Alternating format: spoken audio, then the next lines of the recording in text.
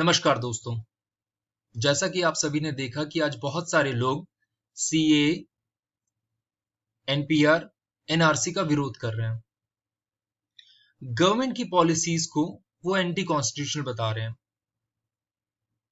अपने हर एक प्रोटेस्ट में वो ये बताने की कोशिश करते हैं कि being a citizen of India, ये उनकी रिस्पॉन्सिबिलिटी है कि वो संविधान या फिर यूं कहें कि कॉन्स्टिट्यूशन को बचाएं। पर कॉन्स्टिट्यूशन को बचाना जरूरी क्यों है? कॉन्स्टिट्यूशन होता क्या है? सोसाइटी में कॉन्स्टिट्यूशन किस किस तरीके के फंक्शंस निभाता है एंड कॉन्स्टिट्यूशन को supreme law of the land क्यों कहा जाता है? इस पूरे वीडियो लेक्चर में हम इन सवालों का जवाब ढूंढने की कोशिश करेंगे। Supreme law of the land, supreme law of the land का मतलब होता है कि सबसे सुप्रीम कॉन्स्टिट्यूशन है। Prime minister, president, council of minister, minister, हर कोई कॉन्स्टिट्यूशन से पावर लेता है। चलिए शुरू करते हैं। मान लीजिए मैं आपसे एक सवाल पूछता हूं कि पहले अंडा आया कि पहले मुर्गी। आप ये सोचेंगे ये कैसा वाहियात सा सवाल है, पहले अंडा आया कि पहले मुर्गी। अगर मैं बोलता हूं कि पहले मुर्गी आई तो आप बोलोगे अंडे में से तो मुर्गी निकलती है। अगर मैं बोलता हूं पहले अंडा आया तो आप बोलोगे मुर्गी तो अंडा देती है। इंडियन पॉलिटिकल सिस्टम में पहले मुर्गी आई। मुर्गी मतलब कॉन्स्टिट्यूशन। इस कॉन्स्टिट्यूशन ने आपको कुछ अंडे दिए जिनको हम बोलते हैं रूल्स। अच्छा, कॉन्स्टिट्यूशन में कुछ रूल्स लिखे हुए हैं, बट सोसाइटी में रूल्स की जरूरत क्यों है? क्या सोसाइटी बिना रूल्स एंड रेगुलेशंस के एग्जिस्ट नहीं कर सकती? The answer is no. कोई भी सोसाइटी बिना मिनिमम रूल्स एंड रेगुलेशंस के एग्जिस्ट नहीं कर सकती।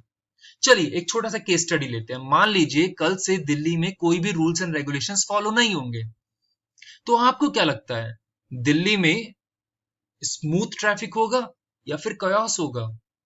अभी ट्रैफिक रूल्स एंड रेगुलेशंस क्या कहते हैं कि आपको रेड लाइट पे रुकना है, ग्रीन लाइट पे आपको चलना है। अगर कोई भी रूल्स एंड रेगुलेशंस नहीं होगा तो आपको क्या लगता है जाम नहीं लगेगा? मुझे तो नहीं लगता। क्यों? यहां पर लोग लड़ना शुरू कर देंगे, क्योंकि रूल्स एंड रेगुलेशंस आप में एक बिलीफ क्रिएट करते हैं। आप में रूल्स एंड रेगुलेशंस सोसाइटी के स्मूथ फंक्शनिंग में हेल्प करते हैं। और ये रूल्स एंड रेगुलेशंस तब तक एग्जिस्ट नहीं कर सकते, तब तक लोगों का सपोर्ट उसको नहीं मिलेगा, जब तक ये रूल्स एंड रेगुलेशंस इनफोर्सेबल नहीं होंगे। फॉर एग्जाम्पल, अगर आप रेड लाइट जंप करते हो तो आपका चालान होता है कि नहीं होता? होता है। ये चालान ड्यूल ऑब्जेक्टिव फुलफिल करते हैं। पहली चीज, जो बाकी लोग हैं जो रूल्स एंड रेगुलेशंस को फॉलो कर रहे हैं, उनमें एक बिलीफ आता है कि ये rules and regulation smooth functioning of society में हेल्प कर रहे हैं। दूसरा, अगर आप गलत काम करते हो, अगर आप रूल्स को ब्रेक करते हो, तो आपको पनिशमेंट मिल सकती है, राइट? ये पनिशमेंट, ये इन्फोर्सिबिलिटी लोगों में एक बिलीफ क्रिएट करता है। इसीलिए हम बोल सकते हैं कि पहला फंक्शन कॉन्स्टिट्यूशन का ये है कि वो कुछ basic rules and regulation set करता है जो कि इन्फोर्सेबल होते हैं। अगर आप उन रूल्स एंड रेगुलेशंस को फॉलो नहीं करते तो स्टेट, स्टेट मतलब गवर्नमेंट, आपको पनिश कर सकता है। बट सर, आपको नहीं लगता कि ये जो रूल्स एंड रेगुलेशंस हैं वो सोसाइटी में रहने वाले लोगों के ऊपर बाउंडेशन है? क्या मैं रूल्स को बाउंडेशन की तरह नहीं देख सकता? देख सकते हो, लेकिन इसको समझाने के लिए मैं आपको एरिस्टोटल की एक डेफिनेशन समझाता हूं। एरिस्टोटल ने एक बार कहा था कि man is a political animal who want to live in a society and have power over other। जो लास्ट वर्ड है have power over other, उस पे एम्फेसाइज करिए। इसीलिए आप देखते हो कि आज बहुत सारी कम्युनिटीज अपना डोमिनेंस दूसरी कम्युनिटीज पे दिखाना चाहती हैं, और यही वो रीजन है कि सोसाइटी में कॉन्फ्लिक्ट आता है, सोसाइटी में प्रॉब्लम आती है। ये रूल्स एंड रेगुलेशंस आपको एक मिनिमम कोऑर्डिनेशन में हेल्प करते हैं, क्योंकि ये रूल्स हाइपोथेटिकली फॉर्म नहीं हुए हैं, ये रूल्स आर्बिट्री नहीं होते, ये रूल्स साइंटिफिक होते हैं, ये रूल्स रैशनल होते हैं, राइट? अब ये आर्बिट्री लॉ और रैशनल लॉ का मतलब क्या होता है? जैसे मैं आपको एक छोटा सा एग्जांपल देता हूं। आपको नॉर्थ कोरिया के जो डिक्टेटर हैं किम जोंग उन, उनके बारे में पता हो। एक बार किम जोंग उन स्पीच दे रहे थे। उन्होंने देखा कि उनका मिलिट्री चीफ यौन कर रहा है, उबासी ले रहा है। सो उनको लगा कि वो इतनी बेकार स्पीच दे रहे हैं कि कोई उनकी मीटिंग में सो कैसे सकता है। तो उन्होंने अपने आर्मी चीफ को तोप से उड़वा दिया। क्योंकि वो डिक्टेटर थे, इसीलिए उन्होंने उस टाइम पे आर्बिट्री डिसीजन लिया। आर्बिट्री डिसीजन जो उन्होंने लिया, कोई भी रूल्स एंड रेगुलेशंस उसको सपोर्ट नहीं करते। वेयर एज अगर आपके पास कुछ सेट रूल्स एंड रेगुलेशंस हैं, ये set of rules and regulations लोगों में बिलीफ क्रिएट करते हैं। ये सेट रूल्स एंड रेगुलेशंस आपको हेल्प करते हैं ये जानने में कि आपके राइट्स क्या है, कोई आपके बाउंड्रीज को कितना लिमिट कर सकता है, आपके पास स्कोप क्या है, आपके साथ लिमिटेशन क्या है, ये सारी चीजें कॉन्स्टिट्यूशन तय करता है। इसीलिए हम बोल सकते हैं कि constitution is the fundamental and organic law of the land. Fundamental का मतलब क्या होता है? Fundamental mean basic, right? So constitution is considered the basic law of the land. And organic का मतलब क्या होता है? ऑर्गेनिक के बहुत सारे मतलब होते हैं। पहला मतलब होता है बेसिक, दूसरा मतलब होता है लिविंग। लेकिन अभी तो आपने बोला था कि constitution is a book, right? एक रूल बुक है। सो क्या बुक भी ऑर्गेनिक हो सकती है या बुक भी लिविंग हो सकती है? हाँ, हो सकती है। लिविंग ऑर्गेनिज्म का फीचर क्या होता है?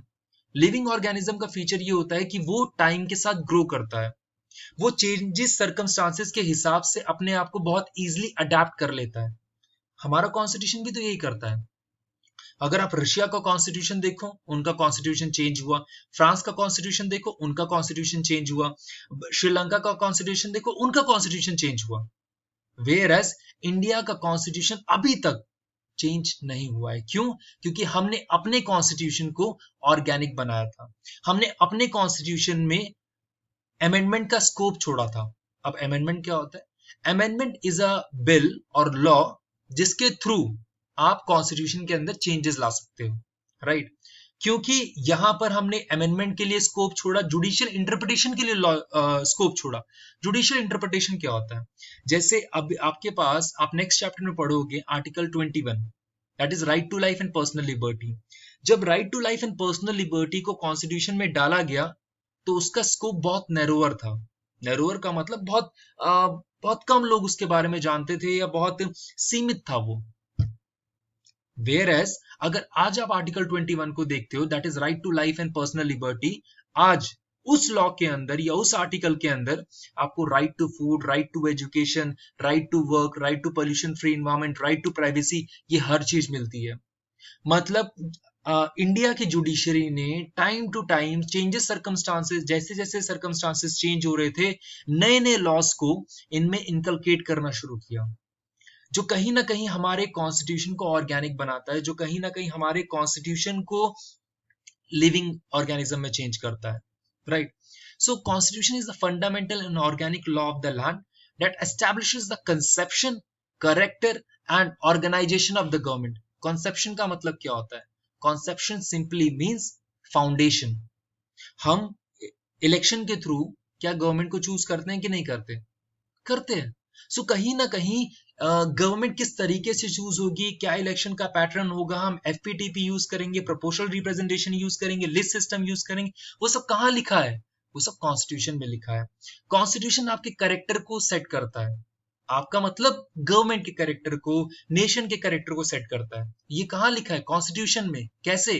कि India will be a sovereign country, right? India will be a secular country. हम किसी भी एक रिलीजन को फेवर नहीं करेंगे, हम हर किसी रिलीजन को रिस्पेक्ट करते हैं, right? India is a democratic country, India is a republic country. ये कहीं ना कहीं लोगों में एक बिलीफ सिस्टम क्रिएट करता है, ये लोगों में एक पॉलिटिकल आइडेंटिटी क्रिएट करता है, right? And it also provide you with the organisation of the government, कि गवर्नमेंट किस तरीके से ऑर्गेनाइज होगी।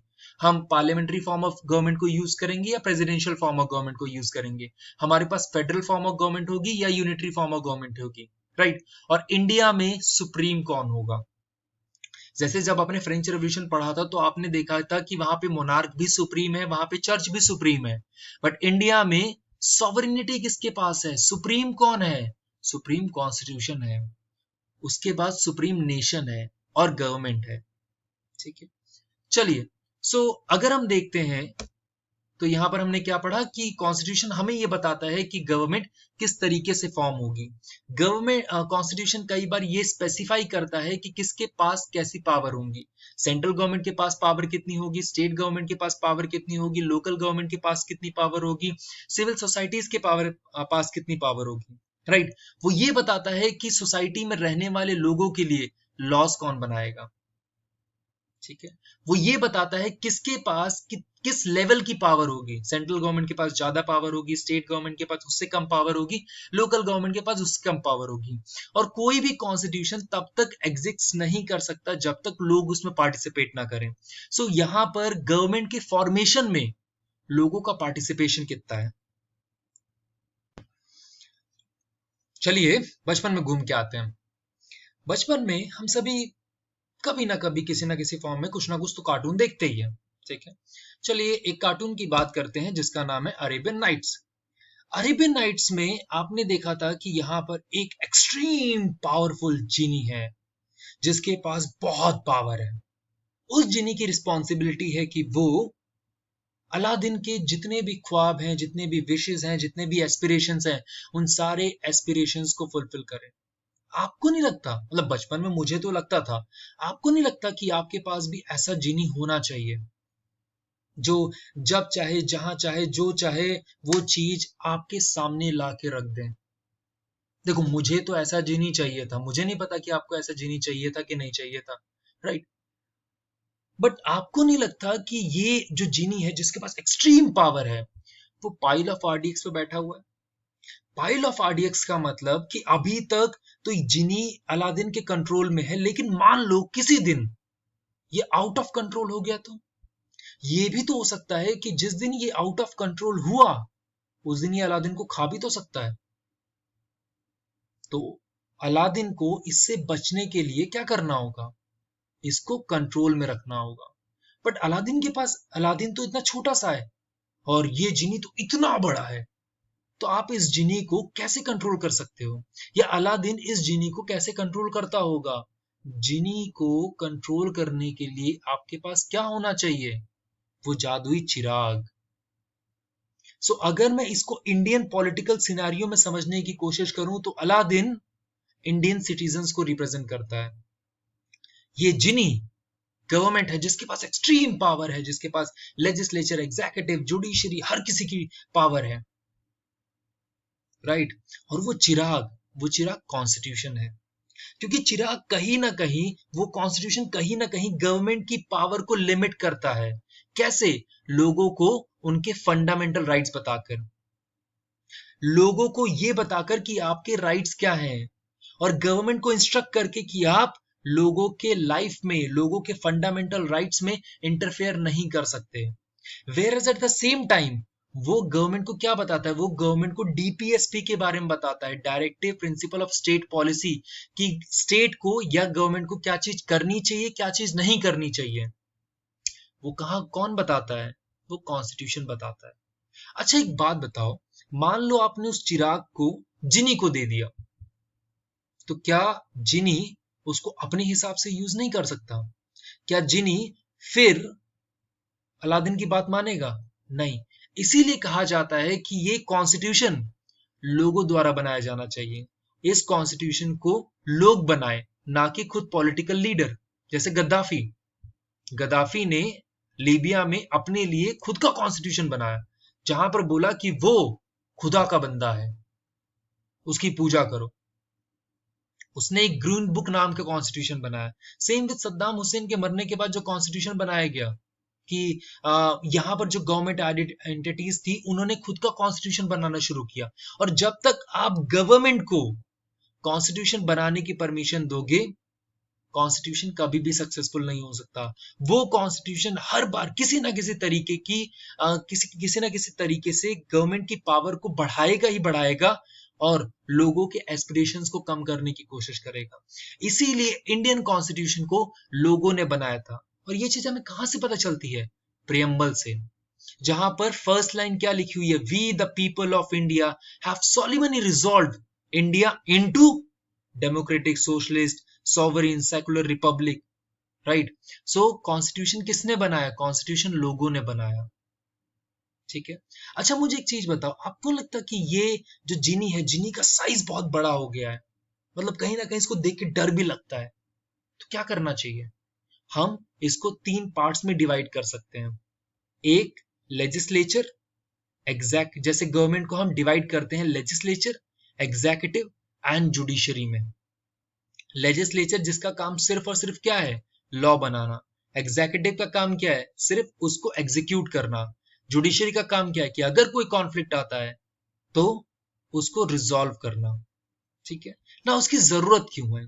ये सेपरेशन ऑफ पावर जिसको हम बोलते हैं, सेपरेशन ऑफ पावर, इस सेपरेशन ऑफ पावर की जरूरत क्यों है? क्योंकि कहीं ना कहीं सेपरेशन ऑफ पावर इन तीनों ऑर्गन्स पे, इन तीनों ऑर्गन्स के लिए चेक्स एंड बैलेंसेस का काम करेगा।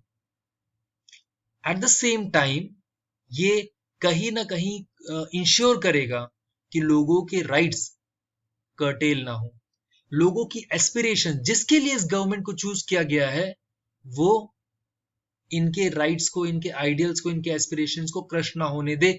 ये इनके लिए एक ऐसा एटमॉस्फेयर क्रिएट करे जहां पर ये अपने एस्पिरेशंस को, अपने डिजायर्स को फुलफिल करवा पाए।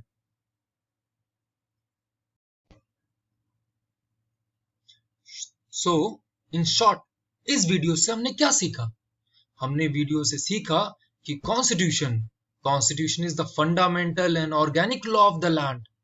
मतलब supreme law of the land कौन सा है? कॉन्स्टिट्यूशन।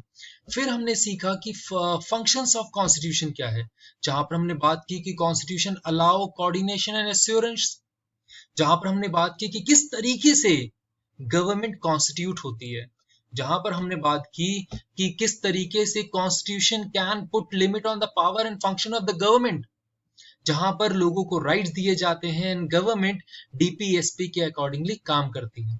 जहां पर हमने ये देखा कि गवर्नमेंट की रिस्पॉन्सिबिलिटी है एक ऐसा सोसाइटी क्रिएट करना जहां पर लोग अपने एस्पिरेशंस को फुलफिल कर सकें। यहाँ पर गवर्नमेंट को एक मोटिवेटर की तरह काम करना है, ना कि एक रिस्ट्रिक्टर की तरह। जहां पर हमने लास्टली बात की कि गवर्नमेंट और कॉन्स्टिट्यूशन एक्सप्रेस करता है fundamental identity of the people. मतलब ये लोगों को बताता है कि आप किस सोसाइटी में रहते हैं, वो सोसाइटी आपके लिए क्या कर रही है, और आप बदले में उस सोसाइटी को क्या दे सकते हैं। क्योंकि ये सोसाइटी में रहना टू वे प्रोसेस है। आप सोसाइटी से बहुत सारी चीजें लेते हैं और सोसाइटी को बहुत सारी चीजें देते हैं। ठीक है, आई होप आपको ये वीडियो पसंद आया होगा। Thank you.